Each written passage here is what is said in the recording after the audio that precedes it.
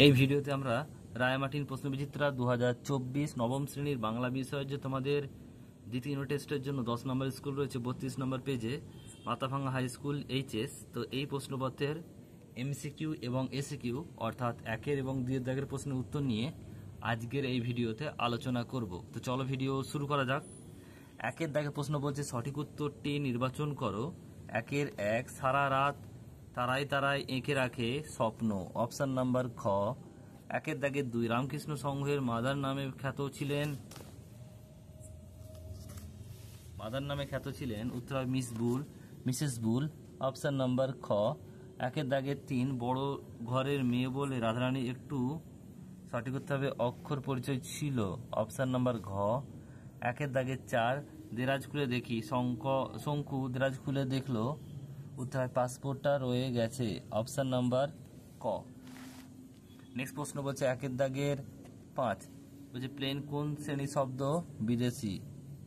Next প্রশ্ন একের দাগের ছয়, সততা মহৎ গুণ, বলছে এখানে সততা হলো ভাববাচক। নেক্সট প্রশ্ন একের দাগের সাত, রাজা স্বয়ং দরবারে উপস্থিত, এখানে স্বয়ং হলো হচ্ছে আত্মবাচক সর্বনাম। একের দাগের আট, সংস্কৃত থেকে বিকৃতি লাভ করে বাংলা শব্দ ভাণ্ডারে গৃহীত শব্দটি হলো অর্ধ তৎসম শব্দ, অপশন নাম্বার ক। যে দেখ বলছে কম বেশি 15টি শব্দের নিচে যে কোনো 7টি প্রশ্নের উত্তর দাও কয়েকটা। রাধারানীর আনন্দ হইল, রাধারানীর আনন্দ হলো কেন, উত্তর দেখে নাও। রথের মেলায় পরিচিত হওয়া প্রতীক রাধারানীর বনফুল মালাটি কিনতে চাওয়ায় রাধারানীর আনন্দ হয়েছিল।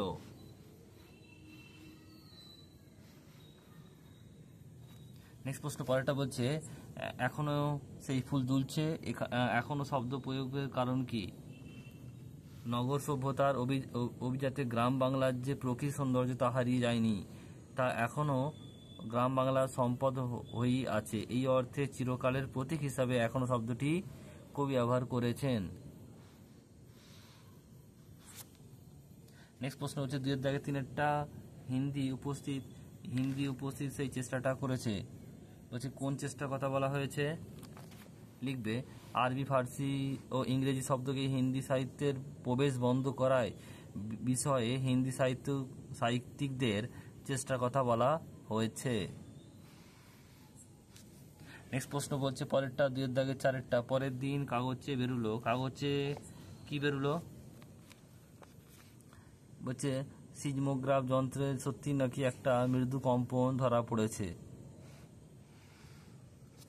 নেক্সট প্রশ্ন বলছে দেশি শব্দ কাকে বলে, 2005-এরটা, বাংলা ভাষায় এমন অনেক শব্দ আছে যেগুলি এই দেশের প্রাচীনতর অধিবাসী অস্ট্রিক কিংবা দ্রাবিড়, সাঁওতাল, মুন্ডা, কোল, বলছে সবর ও বা তামিল তেলেগু গোষ্ঠীর ভাষা থেকে বাংলা এসেছে, এদেরকেই দেশি শব্দ বলে।